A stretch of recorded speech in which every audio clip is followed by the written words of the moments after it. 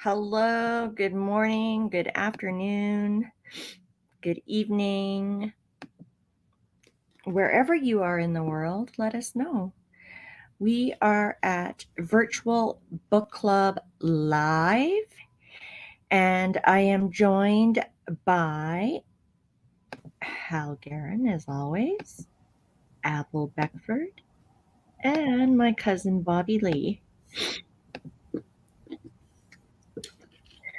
Book club started in October 2020 when I had to put away my golf clubs, and I didn't have anything to do, and it was the pandemic, of course, so nobody was really going outside.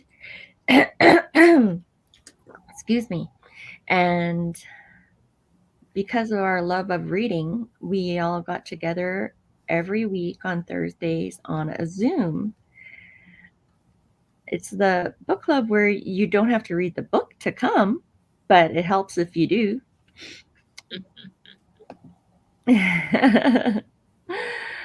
What a banger. Hi, Mike. So is we Possible just stalking us now? What's the deal? Mike? No. Chris, is he stalking us? I was just on a phone call with him, so which is probably how he remembered. Yeah, he's got the culture code, he says. He's been really busy with work, so he hasn't started it yet, but that's okay. We have. Culture Code, The Secrets of Highly Successful Groups by Daniel Coyle, is a New York Times bestselling author of The Talent Code, which Hal said he might read. Adam Grant says this about the Culture Code. I've been waiting for years for someone to write this book. I've built it up in my mind into something extraordinary, but is even better than I imagined. Daniel Coyle has produced a truly brilliant, mesmerizing book that demystifies the magic of great groups. It blows all other books on culture right out of the water. Read it immediately. Do you agree with that, Hal? No. Well, I do. I haven't read. I wouldn't read it immediately. I mean, there's so much to read, but. Okay, so you're just disagreeing with the immediately part. Housekeeping. How do I get on? Because I can't respond to people. And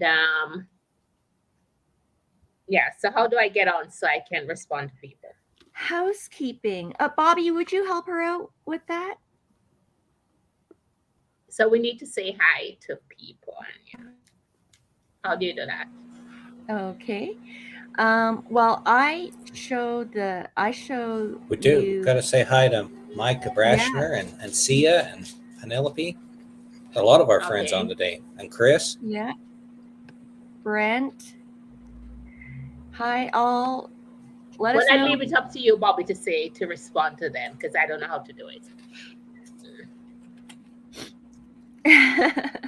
Yeah, okay, you have to be next level. You have to be next level to be able to respond while you're on live. So don't worry about it, Abel. Okay. We'll just concentrate on the content of the book. Okay.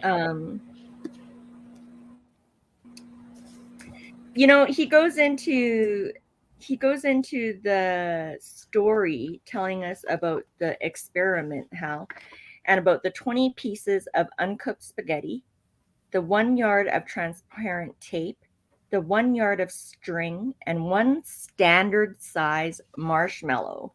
So those are the materials you get.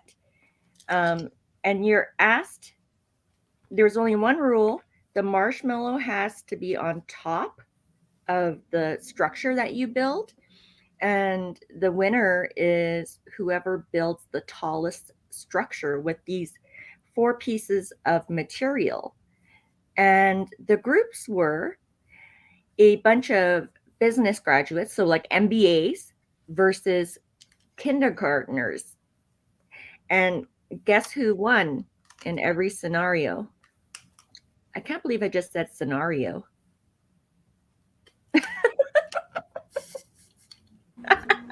The kindergartners, of course. Of course. And, you know, it's the MBAs had like all sorts of brilliant conversations and strategies on how to build this.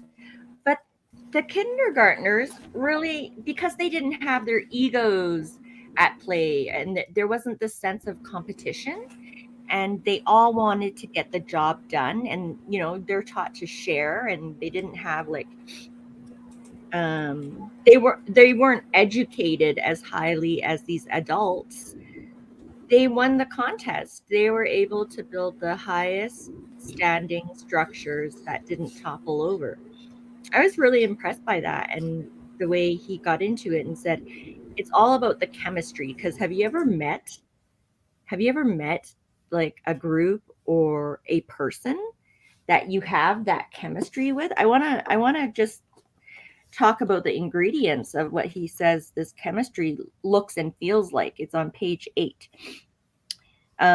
These teams, there's a teamwork that goes way beyond team and overlaps into the rest of people's lives. Joe Negron, of a school. It's a rush knowing that you can take a huge risk and these people will be there to support you no matter what. We're addicted to that feeling.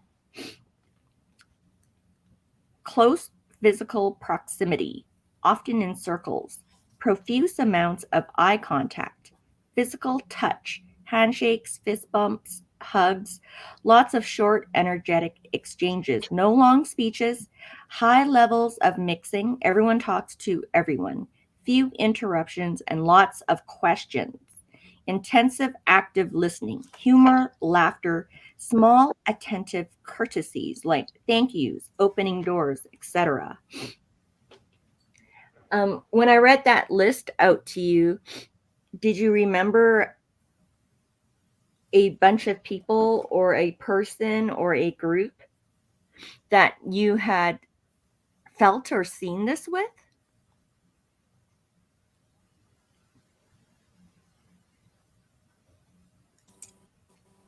Now, I kind of related it back to a little bit of my own marketing strategy. So I had a coach for a while that was really good at sales calls, and he had a sequence of things you had to go through on the call, an A, B, C, D, in order to make the sell.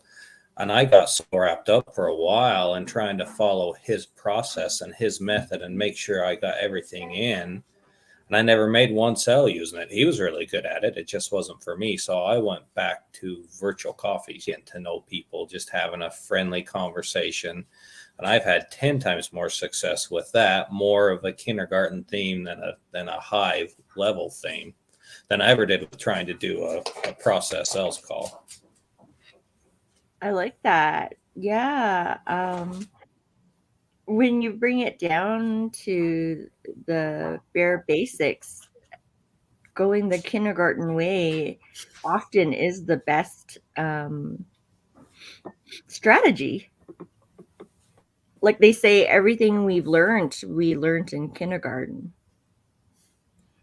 But an important point that what Bobby says is that because something works for another person doesn't mean that it will work for you.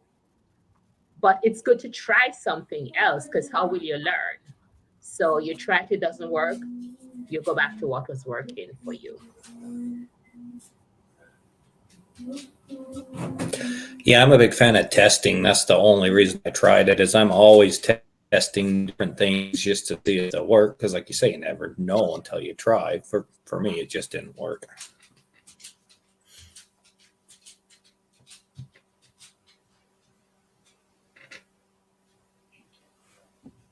What are you getting out of this book, Cal? Well, I'm about done. It is a quick read. Yeah, and I mean, at the end of the day, it's all about whatever I say makes Benita disappear off screen. So apparently, um, it's all about. I mean, it's about group dynamics. What I find interesting to reflect on the question you're asking. I when I hit that part in the book that you were just talking about right early in the beginning, I went back and had to look at the copyright date. And the copyright date of the book is 2018, so it was written and published pre-pandemic.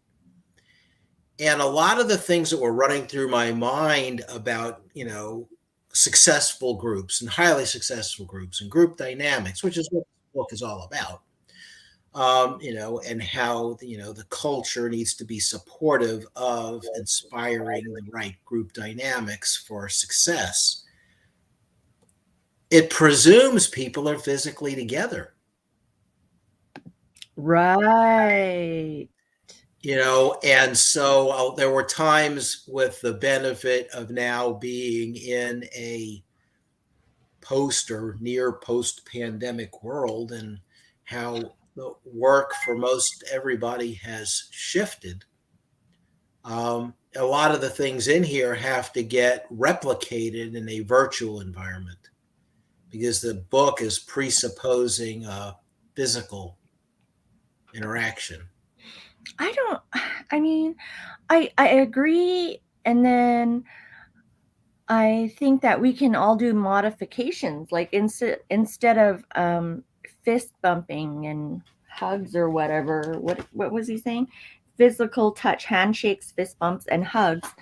I was thinking, it came to me while I was reading that sentence that can look like words of affirmation. Like, Hal, I'm really grateful that you join me every week on virtual book club. I really appreciate having a great mind like yours part of the discussion, because part of the reason why I love book club is because it's perspectives from every walk of life. You know what I mean? I just think the point is that I think group dynamics are different. Right. And he's talking and my point was really only that he's talking in a context of 2018, probably working on the book, from 2010 something to, the time it was published, because with so many of the examples that he uses throughout in some depth to try to make the points, they're all going to be pre 2017, 2018 yeah, examples. Like creating safety, like, can you and showing that you care. Does that really come through in a Zoom call or a live stream when you're not in the same room with a person? And in the book he says that you have to be close enough to touch when you look into someone's eyes, that there's that feeling of connection.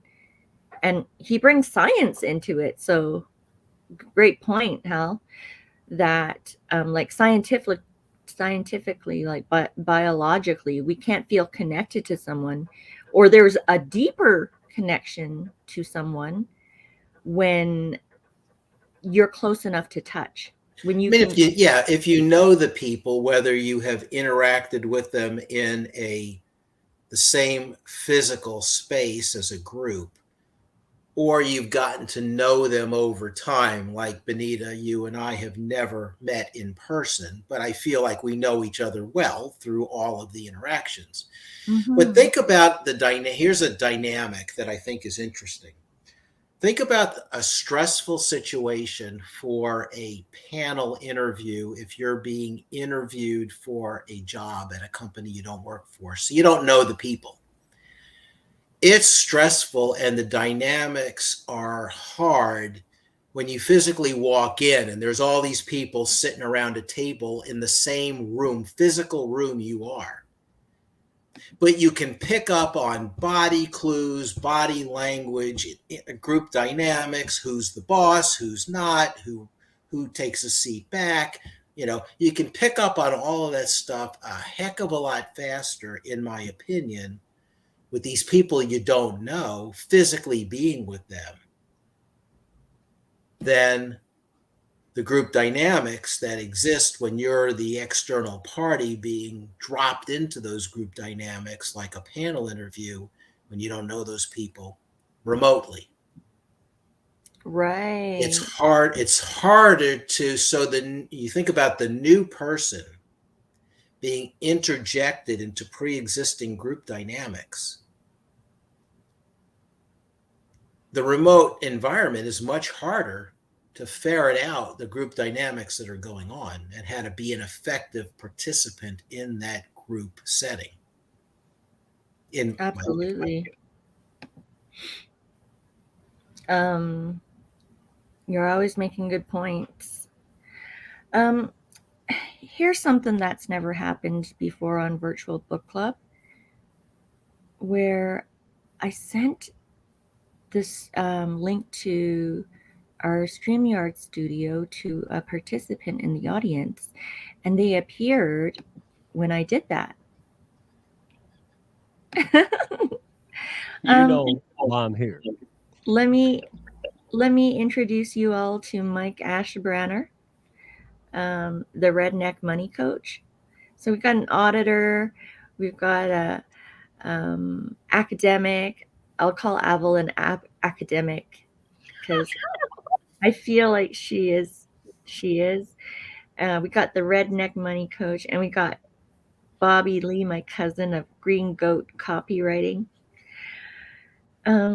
What's your perspective on culture inside an organization or within a group, a team, or people? It's a lot, but I'll trust you to just like take on one of those. And we're reading the culture code. The secrets. But doesn't culture start from the top? Mm-hmm. Great point.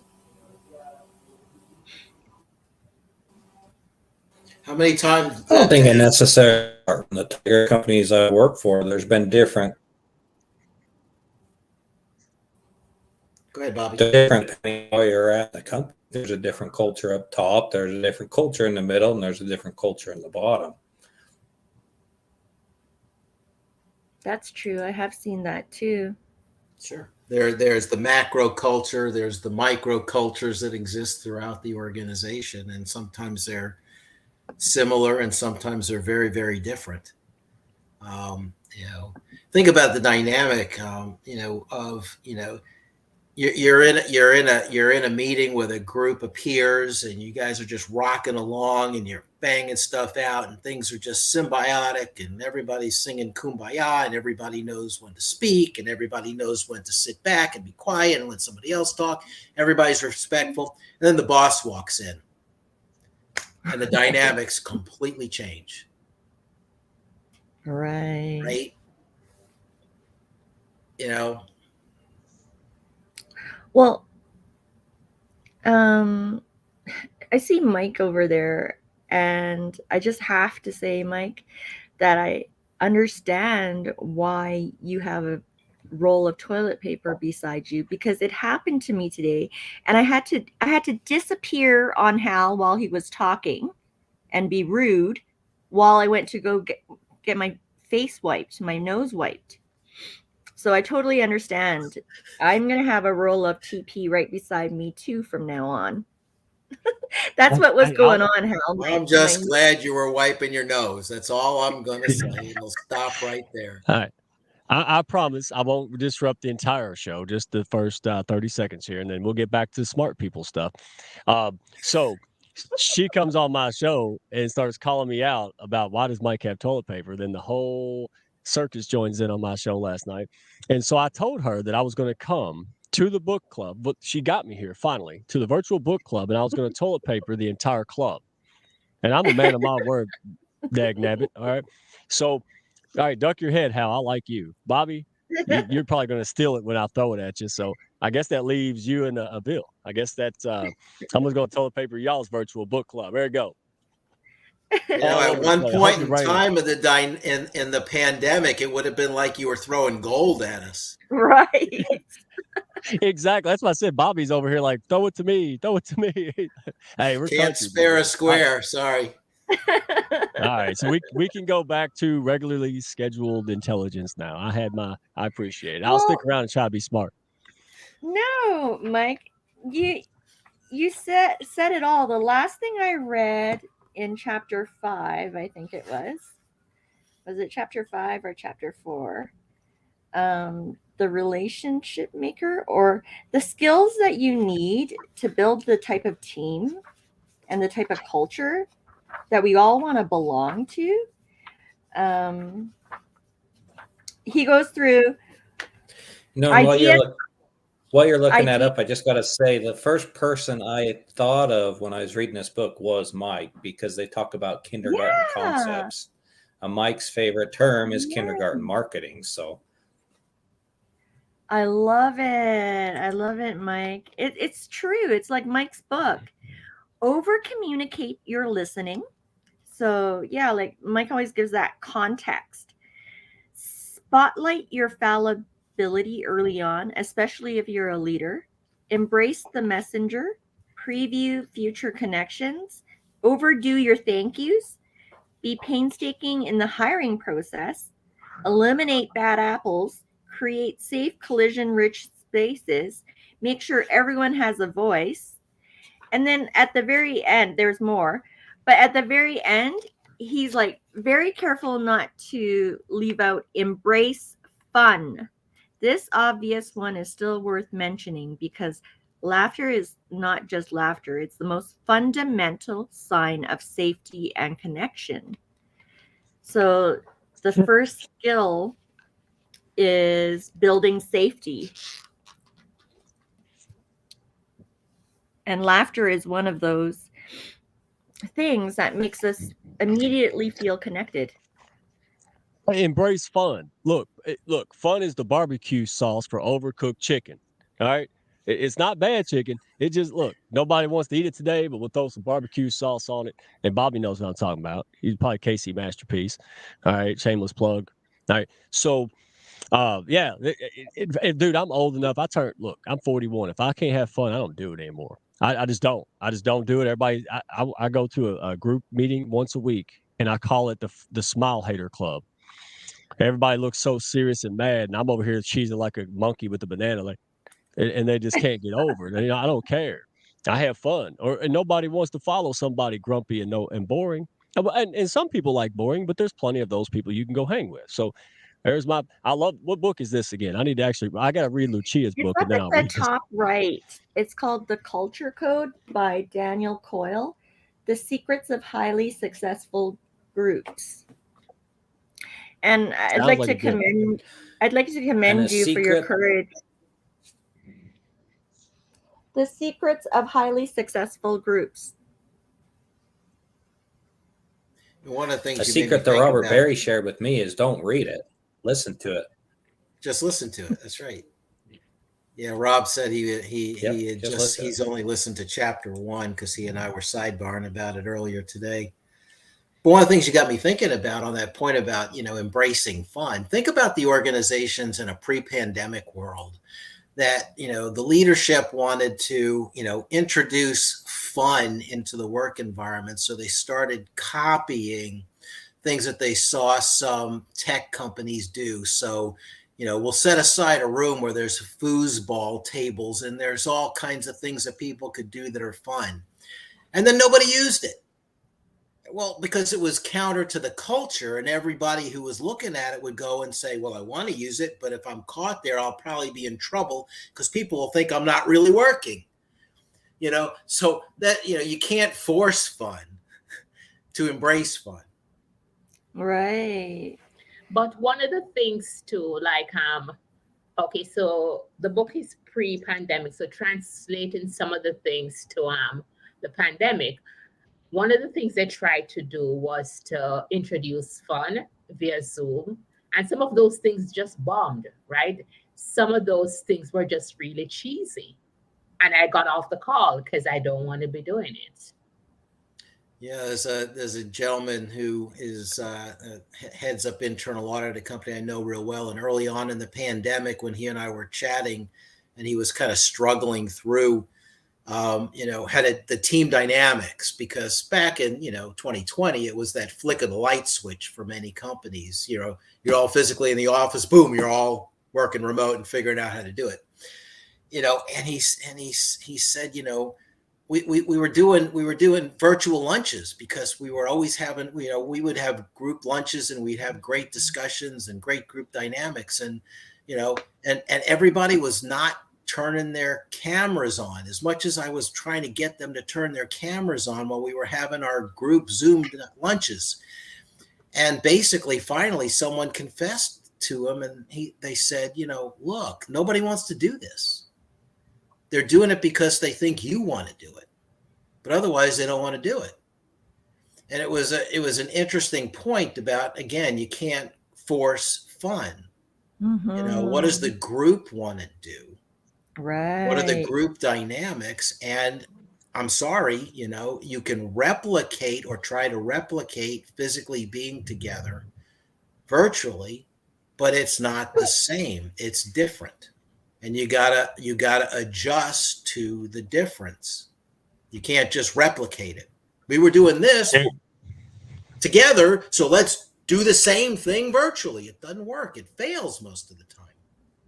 Dude, Hal is all over this, man. I was talking about this the other day. I was like, look, the culture's not good. People aren't happy. I was like, because you're not likable. I mean, look, you're grumpy and nobody likes you. So you need to outsource that, the director of fun or something to do that for you. It doesn't mean that's okay. It's okay you don't really vibe with people, but you can't be leading this stuff. You got to go outsource that to somebody like me, a circus monkey in a hat, right? I love what you're saying, man. Nobody's going to use the foosball table because you're not using it. No corporate executive is using it. So we know at review time, we're not going to get the job or the promotion because we use the foosball table. Dude, Hal's all over that, man. I love it. Yeah. They talked about Google and why Google did better than all the other tech companies in the book, but I can't remember what it said. But there was this one misconception about highly successful cultures, is that they are happy, lighthearted places. This is mostly not the case. They are energized, engaged, but at their core, their members are orientated less around achieving happiness than around solving hard problems together. This task involves many moments of high candor feedback, uncomfortable truth telling, when they confront the gap between where the group is and where it ought to be. Because, like, the gaps are often in the seams, and it's not until you look out at the whole picture that you see it.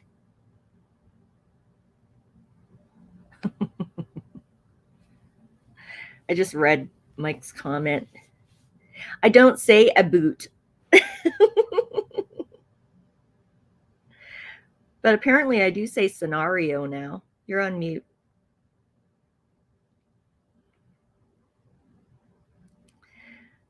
You're still on mute for some reason, and I didn't do it.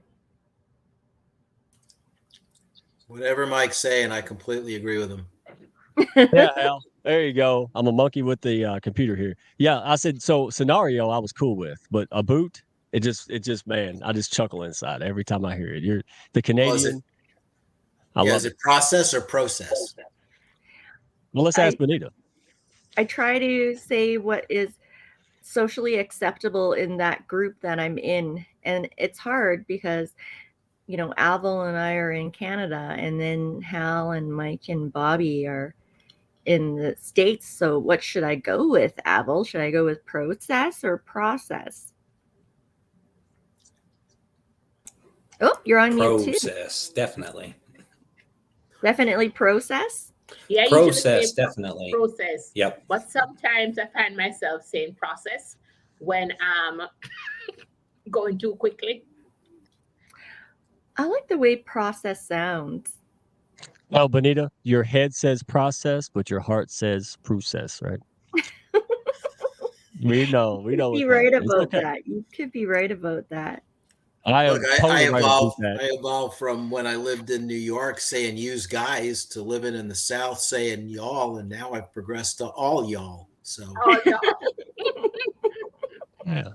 It's just Y'all. it's just so much more efficient. I agree. Yeah. I don't know, like Hal, you and Rob were having sidebar conversations about this book. Like, tell me what that sounded well, like. I was curious as to his take on it and if he had read it because I seem to be in a pattern where probably a combination of things. I have high expectations for a book. So anything that happens after that is either going to be right in line with those high expectations or a letdown. And I have really high expectations for this book, and it's good. So that was what we were sidebarring about. I don't want to prejudge because there's good stuff in here, and there's plenty for us to talk about. For a month worth of these. But I what I said to Rob was I don't like buying. I don't like spending the money on a book, and I read physical books. I'm old school, Okay. as people know on this from before. I don't like spending good money on a book so that I can go into skim and scan mode.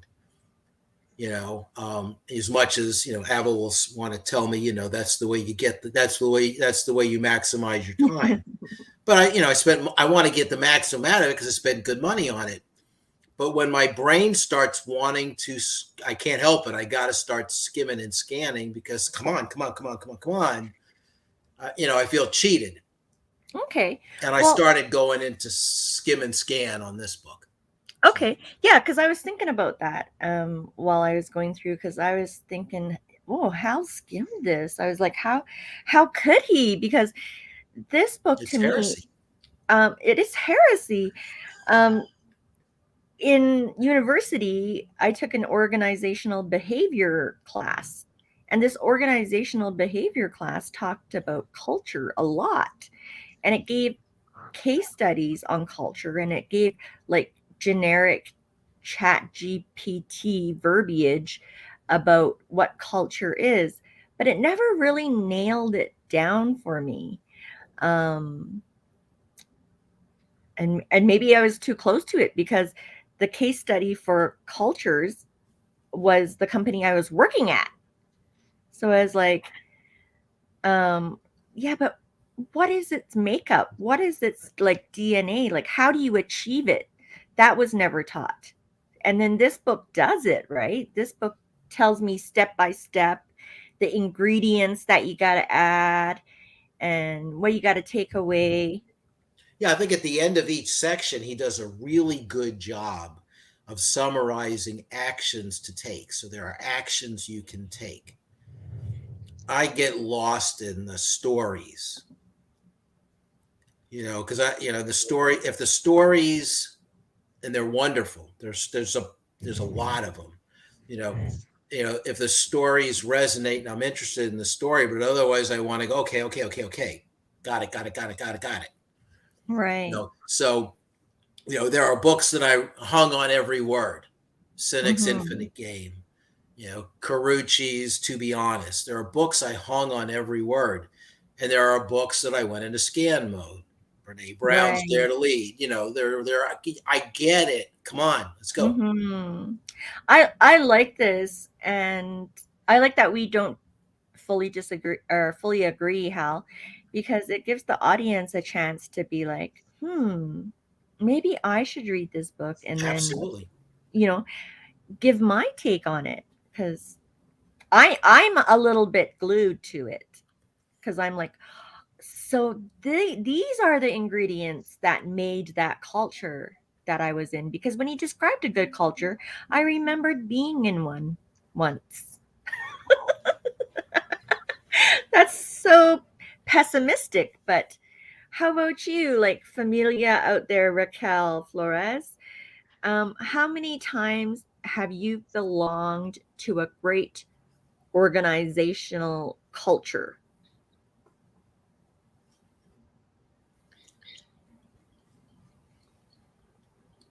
You guys too. Hal, Avel, Mike. Well, Bobby. Hal always read this book. I haven't read this book. I have so many books to read that I don't want to pay good money to buy another book. And from what I'm hearing, I know this sounds bad. It doesn't sound like a book that I want to read. Ooh. I don't like too many stories. They bore me, like, one or two. But when a book is filled with a lot of story, I just find it extremely draining. Like Hal says, I want to get on with it. And I I'll skip like over them. it. I'll skip over them. I like it. And this is making it exciting for me. Like, book club where we persuade you to read or not to read a book. Not that we all read one book and then get together and talk about the book, but it's a book club where you listen to different people's comments on the book and you're either persuaded or you're not. Okay, so Mike's not read the book. How are you feeling about it right now? I don't know if you've noticed this, but I'm just here to count how many times you say a boot. So if I were you, I would kick me out of here really quickly. Even though my monkery is really starting to bring people to the. I've seen 11 people show up just because they know I'm a monkey. So maybe y'all can educate while entertain. How's that? Well, I find it very funny that the guy with the accent is making fun of my accent. The guy with the drawl is making fun of my accent. I want to Don't bring Nick Smethurst up here, or it's going to be awful. It won't. Oh, right. Then it's like Oh, the duel of accents. His is English, right? And yours is oh. he's got the He Queen's said English. he says aluminium one more time instead of aluminum, and we're done. I can't. Oh my Look, goodness! All right, if nobody gets anything out of today's conversation, I know for certain I'm having overcooked barbecue chicken tonight. But you gotta Without a add the doubt. barbecue sauce, Hal. Otherwise, Without a doubt, absolutely. You got to add the I barbecue mean, I'm sauce. craving it now. Yeah. me too. As soon as he said that, I was like, "Oh man, I want some barbecue chicken tonight." I wanted to add something to what you said, Yes, please. Benita. So you're talking about the book and some people reading it.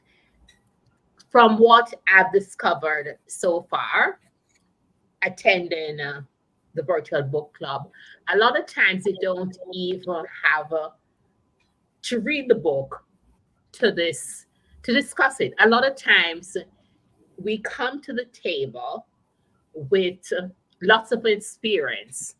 So Hal, who reads the book, he says something and you can contribute because you have experienced it.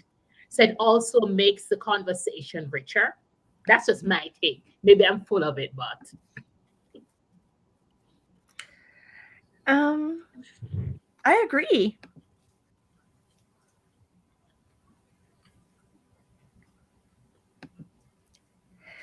Here's Peter, who I'm always asking him to join virtual book club, and he should, because look at how long his comments are. Like, he really has lots to add. he should be up here instead of me for sure. Oh, no, you're more fun though. Oh No offense, Peter. Oh, Peter, you come on my show. I need. Then we wouldn't all be craving barbecue chicken. Yeah, no kidding. Peter is the barbecue sauce to our book club. All right, I got you, Peter. Yeah, Peter, great point. I was part of a company in the 1990s, and when it merged finally, or it started making so many acquisitions at far too quick of a pace, the culture started to change. So, when you bring in new companies and new people, if you don't give it long enough to like simmer, I'll say, the culture might not take, and then it starts to get diluted.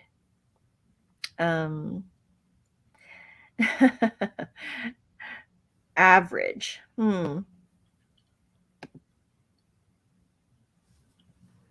We lost Bobby. But He wouldn't take that Christmas tree down. I'm Nope. back. So, what about you, Mike? Have you been a part of good cultures in organizations? Like, never. You were it. You were trying to make the culture great. Uh-oh, you're muted again. Said none. That's why I started my own businesses. None of them. None of them were good. Um, Amazing, awful. I even led I led a nonprofit once, and ended up getting rid of half of them within like 6 months. That's how bad it was. So yeah, I see a lot. And COVID kind of launched people into getting past the fear and getting, they hate the idea of doing something scary like starting a business, but they hate what they're doing more. And that's kind of what you see is, in my opinion, what you see happening. And that was me. It's like, well, I'm just sick and tired of being sick and tired. And so I think that's a good thing. And since COVID, people haven't let up on that. That's kind of the silver lining since the culture changed.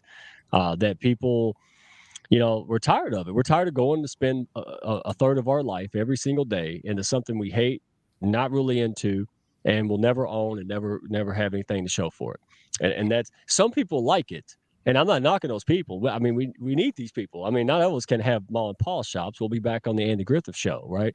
But there's a large number of us who are square pegs and round holes, and we just don't belong, but we stay because that's how we're conditioned to stay, and fear and all these things keep us there. And that's why our community is all about. If you feel that, go take some steps, read a book. All right, go practice, look like an idiot if that's what it takes, and then you'll get skillful as you go. What you're saying really resonates with me. Like, I started my own business not because I wanted to change the culture, but because I was highly skilled in a consulting activity that a lot of companies needed. But what kept me in business is really the thought of going back to corporate and into a culture that may not be that healthy scares the bejesus out of me. Like, I can't do it. So why I've stayed in business for this amount of time, like it's been 6 years now, is because I manage the culture. I set the tone. And if there's any toxicity, then I can remove myself or remove them. That doesn't sound right, but you know what I mean. I agree. But again, the frontline supervisors have they don't know what's going on behind the board meetings and things. And so a lot of most vast majority they don't have that leeway. Um, and I see that. I see this happening with every issue, right? Pay equality, all this kind of stuff. It's not happening from the top down. It's happening laterally. Like, people are just jumping ship, and then they're developing businesses, hiring people, and they're paying them fairly because that's why they left in the first place. So Right. it's kind of a positive, revolution, because quite frankly, people were too comfortable and scared to do it. All the changes of COVID, people got a lot more courageous because most of them didn't have a choice, right? They were thrown off the boat. They learned how to swim the hard way. And now here we are 3-4 years later, really trying to figure it out after we're flopping in the ocean. And that makes me happy. I'm not alone anymore. There's a vast majority of us being allowed Yeah. to. I was listening to a podcast today that was talking about, like, with all this automation and people, I don't think people are scared about losing their job due to automation. I think there's a whole movement. Well, there are certain sectors. I don't mean to discredit their feelings, but there is this whole movement, and there's businesses that are shaping up to support this ecosystem of people working from anywhere. And so perhaps it's not a movement of, quiet quitting.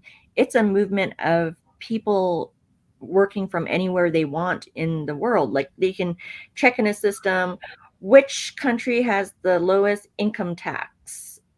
Where do Where can you buy a home without paying property tax? And so forth, right? Like in the future, we'll all have the ability to do that. You know, you're it's tough for you in the US to buy a house or make rent payments. Why don't I move to Asia where housing is affordable, that type of thing. I know. And not even sorry, Go not ahead. even economic. It's just even cultural and overall happiness. That's it's a mix of different things that would move somebody to do that. Because I got more friends. You could feel like a weirdo being the only person in your neighborhood or community talking about building a business because nobody does that there. Now you can jump on LinkedIn and social platforms everywhere, YouTube videos, and you're instantly connected with like-minded people. And so people are, and 71-year-old women are starting businesses and becoming masters of LinkedIn. Like, so the game has it's not even about a younger generation. Even the older ones are like, yeah, I can do some stuff, man. I probably got 20 years left, right? Like, it's a fun thing to watch, and we're all kind of new at it. So I love groups like this and people that are talking about it, because I like to see more of it happen faster. I More think the interesting creativity. dynamic is that companies, for the most part, have not figured out how to pivot to that reality. So, I mean, and there are going to be examples where organizations can figure this out and have figured it out and are pivoting okay. But working for an organization up until the point of the pandemic beginning was already becoming more and more what I'll call transactional. I do X for you, you pay me Y, and if I don't like it, I'll go look for something else. It wasn't like, oh, I'm going to work for this organization until I die. I'm going to collect the gold watch at the end, whatever it is. And I think the pandemic has accelerated that. So organizations will struggle to, this is about the culture code. Organizations will struggle more than they ever had with developing a culture in an organization with a workforce that views the engagement with the organization in a more transactional way. And that clash has not been figured out. So, you have executives, who want to, pivot back to getting people in the office and all the pushback that's happening with that. The cynicism is, that they want to watch what I'm doing. They don't trust me. And there's an element of that, but most of that's really not true. It is not a lack of trust in the workforce doing their jobs. It's a desire to try and have a culture that you can manage, and from having people physically be together. And I'll point something out from the book that resonates for me. Again, remembering that this book was written pre-pandemic, and so the organizations that recognize that work is becoming more of a transactional activity will figure this out faster. And the ones that want to hold to the way things were before are going to continue to struggle. And this clash between the workforce viewing management, leadership more and more cynically as to why are they wanting us to do these things that we don't want to do is going to get worse and worse. So in the book, he talks about, and again, remember, this was pre-pandemic. He said, and the book again is about creating, successful work groups and the culture behind it. What mattered most I'm on page 70 if anybody cares. What mattered most in creating a successful team had less to do with intelligence and experience and more to do with where the desks happened to be located. It turns out that vertical separation, meaning you're on one floor and people are on a different floor than being on the same floor. Vertical separation is a very serious thing. If you're on a different floor in some organizations, you may as well be in a different country. Now, this was written pre-pandemic. Now, think about that in relation to an environment where you're never physically together, ever. And a leadership that wants to try and instill a culture like it was trying to do in a pre-pandemic world. And a workforce that looks at it as cynical. You don't trust me. You want me to come back to the office because you don't trust that I'm going to do my job. And I hate that. I hate you because of that. Really great point and example. One of the perhaps the solutions, part of the solution might be that these leaders go and talk to each individual separately and ask them, what is it that you want? What is it that drives you? What do you like to do in your free time? And, like go from that point of view instead of just mandating and we all need to come back order without knowing the facts and the individual themselves. I think what's important about that is that they would get to know those individuals. The individuals would feel like, someone cares about them that's making the order. And it's the someone caring about me, solving problems, and being engaged that makes a great team. So why don't these leaders try to get to know people? I think remember, you guys are all probably familiar with the old model about group dynamics of the old forming, storming, norming, and performing, right? I think, Emily, you even referred to that on a prior call. And you might get to that performing stage. And then as soon as you have someone new join the group, the logic is you start back again at the forming, and you got to go forming, norming, storming, and performing. And you got to work your way through it. And some groups can work their way through that cycle quicker than others. And a leader needs to, if you believe that model is right, needs to figure out ways through a virtual workforce to get the group to move through those dynamics as quickly as possible. And the more churn that the work group has, as we see more and more people leaving workforces with more velocity, the more you're going to keep that group is going to keep getting back and hitting the reset button and the reset button and the reset button. And I think fatigue sets in as a result of that. So, we want to malign leaders a lot, but think about the challenge of, even if you're a really good leader and trying to lead a group of people through that cycle, through all of those dynamics, it's a huge challenge. Right. And why a book like this is helpful, and why I poo-pooed the book a little bit, but I still would encourage, a lot of leaders, that they really should read it. Mm-hmm. And I think that part of the solution to that fatigue and the burnout you suggest might be for them to realize it's not a command and control culture anymore, right? Organizations are flatter now, and it's everybody pitching in to lead if they're engaged. And the other piece is that, and it's, I'm continuing from Hal, like a lot of these old models no longer work in this new way of work.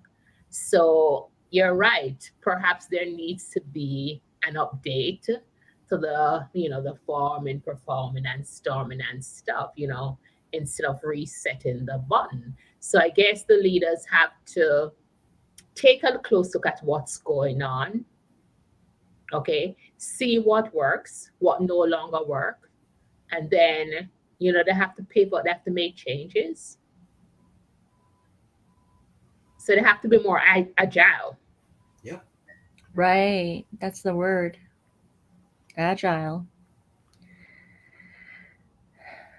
Well, you're poo-pooing the book, but I'm sorry it came across that way. I don't want to discourage anyone from reading. No, I love it. This is what makes book club fun, right? We have to be able to think for ourselves too. You know, with 150 books sitting behind me that I still have yet to read, and about 200 on the list of ones I want to read that I haven't even considered buying yet. You know, I guess I could be a little, you know, I can set a high bar because you know, time is money, and time on one book is time not spent on another one. So Did how you read? you can try my technique to get through some of them. At the very least, preview the book to see, you know, if you want to read it. Right. Did you read the inscription? It says culture from the Latin cultus, which means care. Huh. Didn't know that. I thought it had something to do with cults, you know.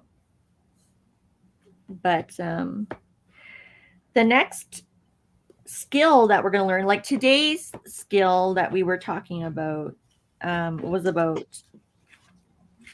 you know, setting a safe environment. So, like, he spent this many pages said on setting a safe environment and what it takes. The next skill is going to be about vulnerability. So, vulnerability. Now you're in a Brene Brown for that one. Right. Yeah, no kidding. We've already read Brene Brown, so it'll be interesting if he has anything new to add that. And then skill 3, of course, we're going to talk about it time and time again, I think. You know, ever since, I know for me, Simon Sinek brought it up. You know, knowing your why, starting with why, is establishing a purpose. And then, like, how many books have we gone through now? Ron Carucci's To Be Honest, you know, leading with purpose. The Heart of Business, you know, purpose. And then we're going to get it one more time and get a big dose of purpose on the last week. It's interesting because over the weekend I read a book. It's a short book. In fact, the audio version is like 54 minutes, and I sped it up, and it's not about you, and it talks a lot about purpose and, you know, your legacy and all that stuff that's tied in. Yeah, contribution, how you contribute to the world. So that would be interesting to see what Coyle has to say about purpose.